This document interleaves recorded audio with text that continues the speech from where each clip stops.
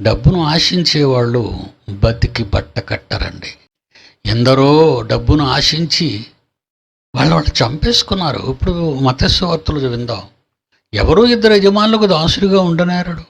అతడు ఒకని ద్వేషిస్తాడు, ఒకని ప్రేమిస్తాడు, లేదా ఒకని పక్షముగా ఉండి ఒకరిని తృణీకరిస్తాడు. మీరు దేవునికిని సిరికిని దాసులుగా ఉండి ఇద్దరికీ ఉండలేరు.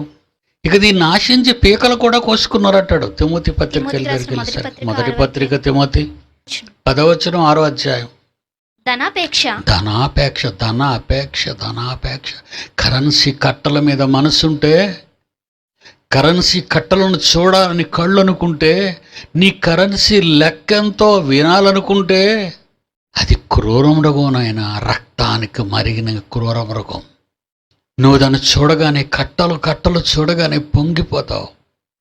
కట్టలను ఇనప పెట్టెలో పెట్టుకుంటావు, ప్రతిరోజు దండం పెడతావు.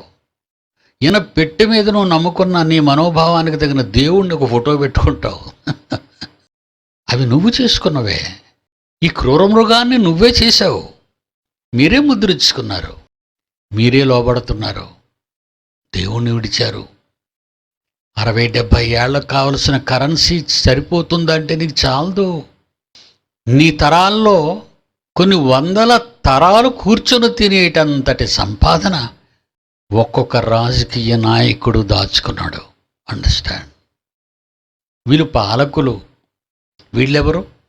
ప్రజాపాలకులు, తండ్రుల వాళ్ళు.